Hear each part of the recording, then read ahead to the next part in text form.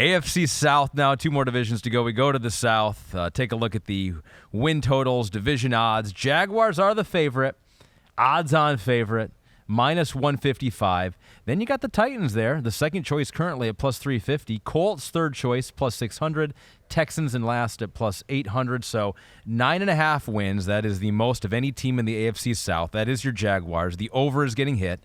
78% of the money is on the over. It's at minus 140, so you don't even make a ton of money if you're right on it.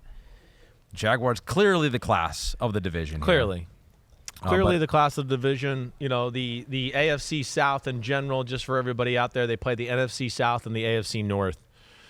I look at them, too, and go, other than the Chiefs in week 2, you look at the first 4 weeks, I could really say the first 5 weeks, and I feel comfortable that their roster is better than those teams. And the Bills are one of those teams there. And then they have the Colts in week 7, and they have them in week 1 as well. So I could see them getting off to a really good start.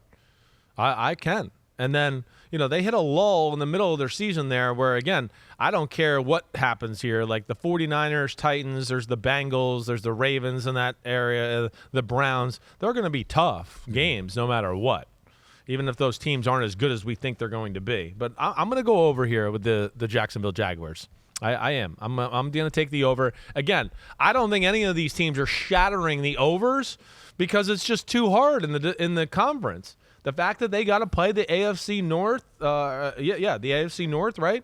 That's going to be tough marching through that. Yeah, they got a favorable NFC South in their own division, but still, I'm going to take the over here. I am. 10-7, 11-6, maybe. I'm a little surprised on the Titans at 7.5 for the over/under because they were 7-10 last year, but I feel like they were not a 7-win team last year. Like talent-wise, roster-wise, you compliment Mike Vrabel all the time. I know. I think that them getting 7 wins last year was a huge accomplishment. You think so? What are you trying to say? You think this year you don't see it happening? I mean, are they that much better? I guess you got DeAndre Hopkins, right? You're trying to beef up the offensive line, the first-round pick, Peter Skoronski, but I mean, are they significantly better than they were last year? And I think last year they probably weren't a 7-win team. No, that's where they're really annoying because he's going to manage the game and have a game plan that's exactly right, and they're going to run the ball and control the clock and not turn the ball over. And if you make a mistake, all of a sudden you're going, damn, we feel like we're kind of better than them, but we're down by 7 with 2 minutes left in the fourth quarter here. That's where they're tough. I am a believer in them. I mean, what was my point here? Their schedule, just looking at that, again, it's got some tough parts. I didn't see one spot where I went, ooh, man, there's a stretch there that's like a real brutal stretch. Okay? I'm gonna go over. I'm going to go, but again, I'm feeling like 8-9 type of year. 8-9 over. But it's right in that range of 8-9, 7-10. I think it's right there. I can't say it's going to be too much better than that, but I can't see them being a 5-12, 6-11 football team. I do think Hopkins is going to help.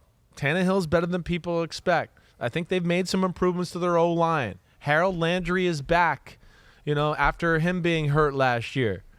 I think they have some young secondary guys that are pretty good, and I am a believer in him, but I'm going over, but just barely. So we got over on the Titans. We got over on the Jaguars.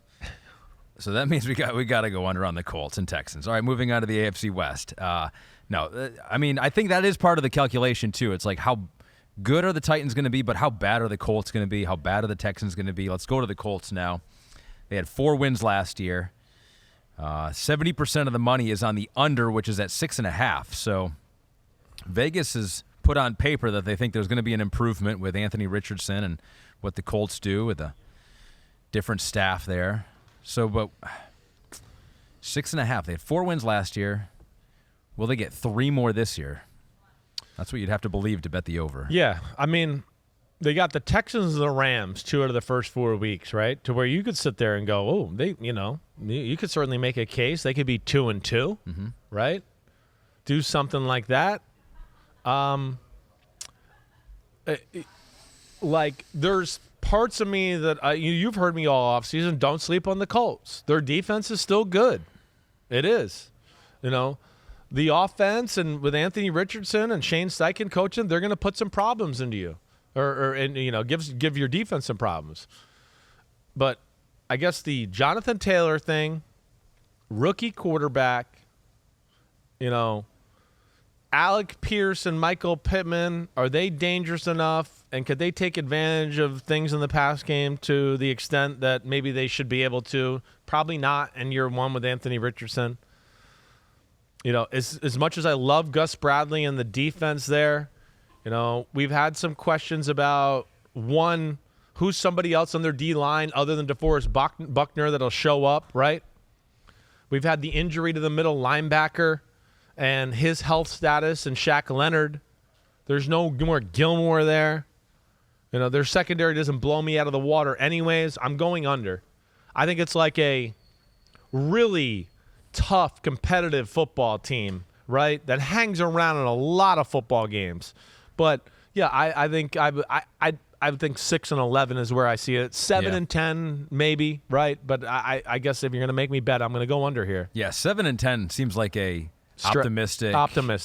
Kind of, yeah, and the fact that they only need to lose what one. I worry about is they could look good, and then, hey, he tries to – he's falling backwards, and he tries to throw a 40-yard laser up the sideline, right? And it's, oh, man, this was a tight one-score game, and now they're down by 2. And I just think things like that could happen to them this year. Plus, the O-line, the way it played last year, and then the Jonathan Taylor drama, I think has kind of taken some luster off of them over the last few weeks in my eyes. Yeah, depending on what happens with Jonathan Taylor there, I do think this is the kind of year where they could win 6 games or 5 games, and you're still like, all right, I feel like we're going in the right direction, right? If you see some good things from the quarterback and some of those young guys pop. All right, Texans, this one surprises me a little bit. They were 3-13-1 last year. Their over-under is 6.5. Now, the under is getting bet. If you bet the under, that's minus 130, so you don't make a whole ton of money back. They're the underdog in every game except for Week 2 versus the Colts and Week 11 versus Arizona. I don't think they're a very good football team. Okay? Breaking news. Breaking news. But I will say, I always try to give, both sides of the story. Their O-line, if it can get healthier before the start of the season, they could do some things. And then if D'Amico Ryan and company could bring the D and to be respectable, could they maybe win some low scoring, we're going to run the ball and make the game ugly maybe early in the year and win a few? Maybe. But I'm going under when it's all said and done. There's just not enough there. I don't think they have enough weapons to help out C.J. Stroud. The run game, I expect it to be good, but because of the lack of weapons and a rookie quarterback and all that stuff, I still think teams are going to be like, hey, we got to stop the run. And then, I don't think the defense is ready for prime time yet. So I'm going under with the Houston Texans. The only way that you could be wrong is that if on the defensive side, Will Anderson is a one-man wrecking crew trying to prove Chris Simms wrong and just destroys offenses. He's on his way. He's on his way. There's no doubt. I mean, I had a few people during the draft process who were familiar with Alabama that tried to tell me he's better than you think. This year they made him put on some weight, right? And he had to play and do some things that weren't really conducive to him. There's one thing that jumps out. He's definitely slimmer than he was in college, and he has definitely learned how to get off the ball better. And he has popped. And you know me. I'll be the first one to tell you when he starts to kick ass and I was wrong. I don't care. I know I'm not going to be right about everything. I raised my concerns at the time. We'll see where it goes and see how it develops. But he's looked damn good in both preseason games. Let me just even it out, though. Right. Again, to reiterate that Zay Flowers is looking like he might be the best wide receiver in that class. Thank you. And DTR is looking like he might be one of the better quarterbacks. Thanks, buddy. Thanks, Slugger. That no one was talking about. Thank you, Slugger. I do want to even. I just don't want to hammer you. Okay, thanks a lot. For our guy Will there. All right, so that is the AFC South. Yo, thanks for watching, homies. I appreciate it. As always, the NFL season is right around the corner, so now it's your turn to hit subscribe to Chris Simms Unbuttoned. If you want to get all the training camp battles, preseason film review, playoff predictions, and much, much more, you know where to find it. It's right here, Chris Simms Unbuttoned. Please subscribe. Thanks again for watching. Peace out, homies. See you soon.